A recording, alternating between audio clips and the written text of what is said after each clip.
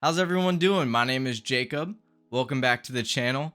And today we've got something very special. I'm going to start a series where I go over the fundamentals of the main Adobe softwares, that being After Effects, Premiere Pro, and Photoshop. And in the first episode, we're going to tackle Premiere Pro. So I hope that by the end of this video, you're going to be more comfortable using Premiere Pro because I'm going to teach you the very basics of how to use the program.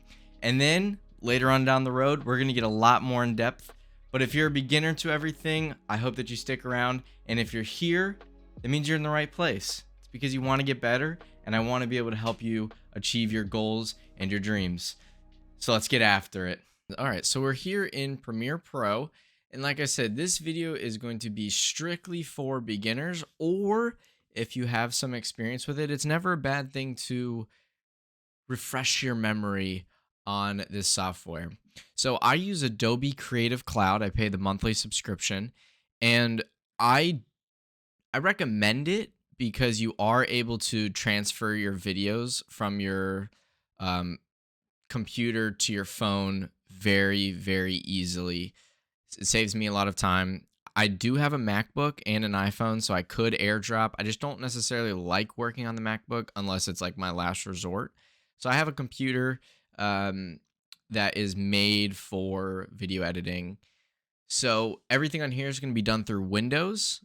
All of the shortcuts that I might talk about are on like a Windows keyboard. Anytime though, I'd say Control, because on the keyboard for Windows it's Control, and on a MacBook it's Command. Just swap the two out. So when you first load into Premiere Pro, and I'm using the 2023 version, we are going to see this. Now on here, you can see all the past projects that I've done.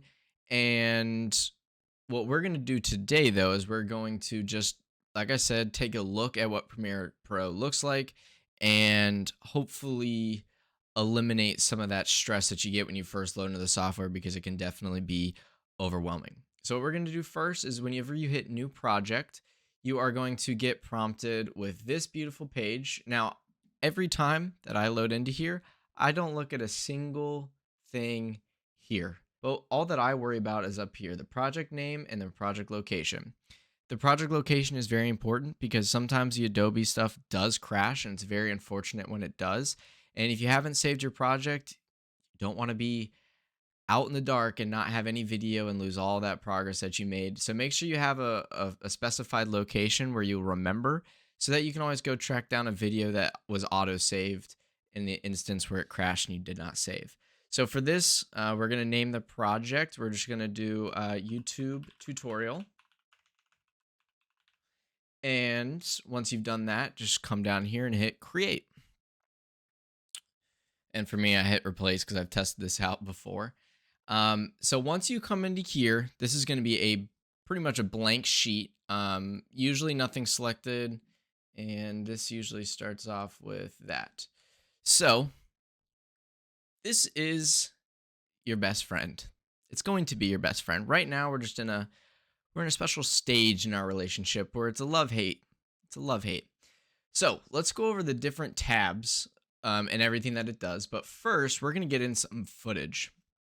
And now we're going to take one from a video that I made not too long ago that will go up here shortly on this channel. This section right here is your media browser. This is what's going to be home to all of your different files. So when you double click on here and on my other monitor, it pulls up all of your different files that you've used. And you're going to find the file that you like. And once you find the file that you want, you're just going to double click on it and it's going to pop up in here. Now, I know I didn't show it. I just have all my files, and all you do is just select the file and go from there. Once you have this file, you are going to notice that nothing else happens, and that's because the magic has not yet begun. This just stores all of your videos. This little section right here just stores everything that you do. And if you want to get organized, if you press this folder icon, it's called New Bin. Click this, and we'll label it Intro AMV Clip, because that's what this clip is from. What you can do then is you can drag this clip into the bin, and now it just helps you stay a little organized. And you can then use the tabs up here to kind of scroll through all the different sections that you have. So the bin is going to be the folder that you created, and the project's going to be the overall project that you have open. So, with that being said, what we're going to do is we're going to drag this clip. So, click and drag the clip onto the timeline. That's what this guy right here is, and then release. Now, you're going to see that this populates with the video, and down here, if you click these little gray lines, you can actually move them up and you'll see just a bigger video. And same thing with the audio, and drag it down. So video is always on top and the audio is always below it. And once you're in here, this audio clip is always going to show your waveforms. Waveforms pretty much just mean that's what's going on. That's like the sound in the sequence. It gets rendered by the software and then gets shown by these tiny little graphs. With that being said, once you have this in your timeline, you now have a screen up here. And if we click and drag this cursor and we scrub means you just drag throughout the screen or throughout the clip, you can see that it updates up here. And this is pretty much your preview. So we'll drag it back to the beginning. Now what's this side? You might be thinking, this just has an empty space. Well, I don't really use this source right here, but if you were to double click on this video, it'll also pop up here. Now this is like your preview window. So you could watch it from here, from when you dragged in the clip or double clicked in your files.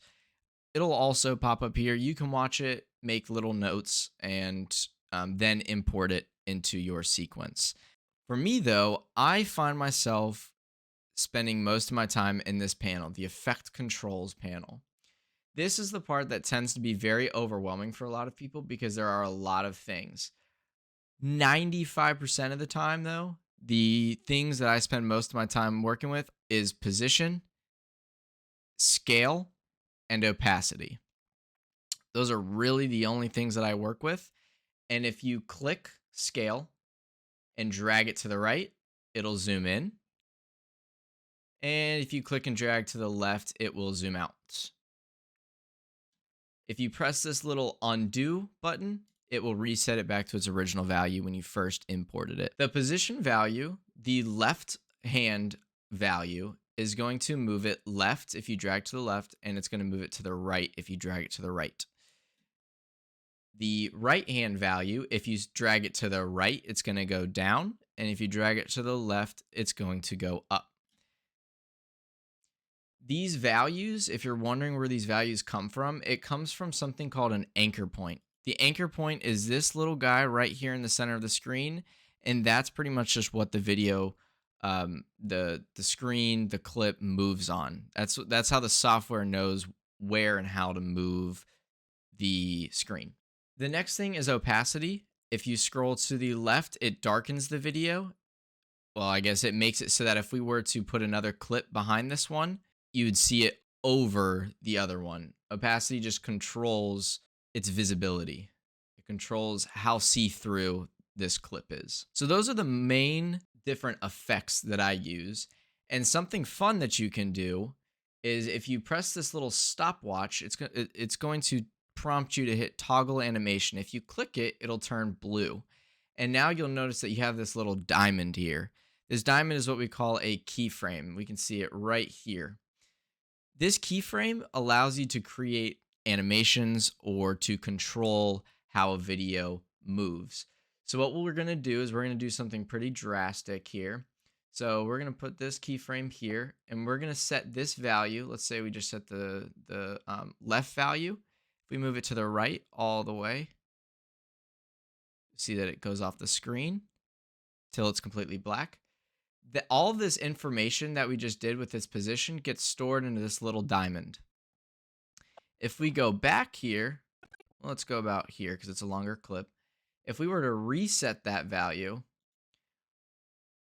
now it creates another keyframe, and this is its original state.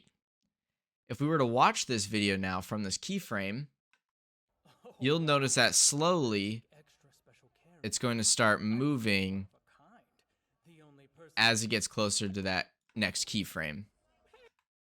So there's a lot of fun things that you can do with that. Creativity is the limit. That's the basics for that. And you can do the same thing with opacity as well as the scale.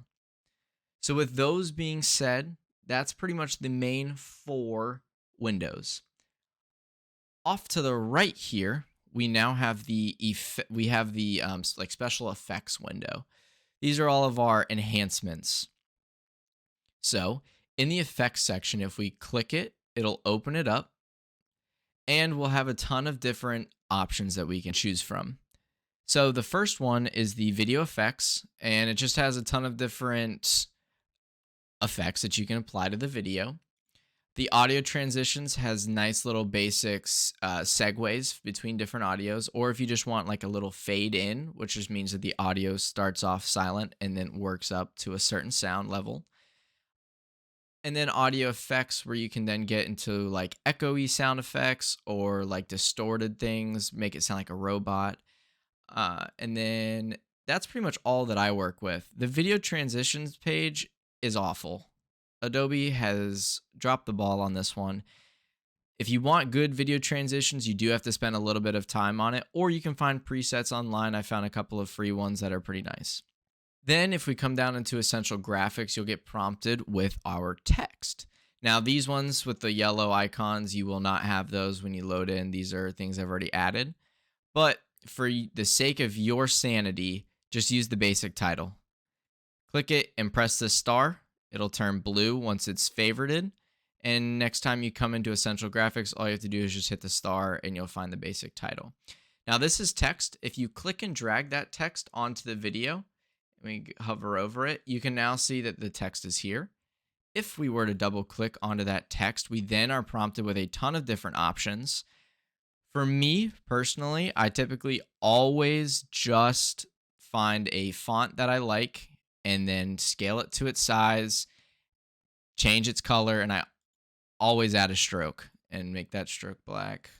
With that being said, if you want to, in order to zoom in on a project, hit the plus and minus button on your keyboard and it will zoom in on this cursor. If you go to the end of a clip, you can drag it out as long as you want. So now it takes up this long. And if we go to the start of it, we can also shorten its duration, just like that. If you wanted to duplicate a clip, which I do all the time when it comes to text, if you hold the Alt button on your keyboard and click the one you want to duplicate, drag that video over, still hold Alt, but let go of your mouse, and then release Alt, and it will duplicate that video. Now you have 2 of the same exact text. So that's text in a nutshell, and you can play around with a lot of the other things. There's ways to animate it, but we will save that for another video. So that's essential graphics. The other one that I use is Lumetri Color. In the very beginning of your video editing career, if you just want something to be a little bit more moody in terms of it being darker, let's find a bright clip. So let's go back to the very start. So see how this is very bright? If I wanted to make it darker, I can take the saturation and I can drop it down a little bit so we get rid of some of the color and lower the exposure. And that's really all you have to play around with are these 2 right here, and you'll get a little more moody effects. Now, the thing I do have to say is when you adjust these values, any one of them, it will affect your entire clip. And you can see down here that this FX is now highlighted purple. In order to get around that, and this goes for any effect that you apply because it will also do the entire clip, if you hit Control and K, it will split up the clip. And then if you were to then select this one, and you have a clip selected when it has this white border, if you start to adjust it in different ways, you'll notice that this one here looks all happy and cheery, but when we go back to this one, it still has that decrease in saturation and exposure. You can see the difference and how they change over here when we go between them. So with all that in mind, the last couple of things I wanted to go over is your audio meter. This right here, if we play through this, it tells you just how loud that clip is. When it gets super loud, you'll see it gets into the red. So if we were to click this line and we were to drag it up all the way, it's going to be really loud. So I apologize, everybody. I'm not giving up yet. See how it's much louder and it gets closer into the red? Not giving up. I'm really sorry. See how I got that red bar? That means it's too loud. You typically want to try to keep your bars. I try to keep mine between -6 and -12. Finally, we're coming in on the home stretch. I know everyone's been a trooper. It's been a longer video, but I really want to make sure that I get all the basics down for you all. These are your different tools. They're all super important. The main things that I use, though, we're going to just cover the main things that I use, is the selection tool. If you press V on your keyboard, it's going to be the tool that just allows you to move your clips around. Just like that. You move your audio up and down, all that. The next one that I use is the track select forward tool by pressing A on your keyboard, denoted by the double arrow on your screen. If you were to click this, any video that is from that clip onward, so like let's say I just pressed V on my keyboard. Let's say we've got a bunch of splices in the clip and everything's just all out of whack. Things are just spread out and we want to try to move these clips closer towards the start. If you were to come to this clip, press A on our keyboard, we now see that every single one of those clips all get grouped together and selected at once. It's a very useful tool. You can also go to the blank space, so this space right here in between a video, right click and hit ripple delete and it will automatically collapse those clips together. The other tool that I use is a razor tool, and I typically use this when it comes to audio, like if you're text over audio. And for this one, it's rather easy to use. All you do, press plus on your keyboard, and it will zoom in on your cursor. And you just click in the video, and it'll automatically split the video. And this replaces your need to press Control K every time. And that button is denoted by the C button on your keyboard. The other thing that I really use is the type tool. This is the text tool. When you have this selected, if you click into the viewing screen and just click, you'll see a red box and you can start typing. And that there will then show up with the graphic icon down here, meaning that you have now added text. So for the most part, that is the basics of Premiere Pro. If you have any more questions or you want to see anything more in depth, I'd be more than happy to show you all. I know this is a longer video, but if you made it to the end, I really appreciate you all. And I can't wait to go into more in-depth videos later. So I hope you all have a good rest of your day and take it easy and enjoy editing.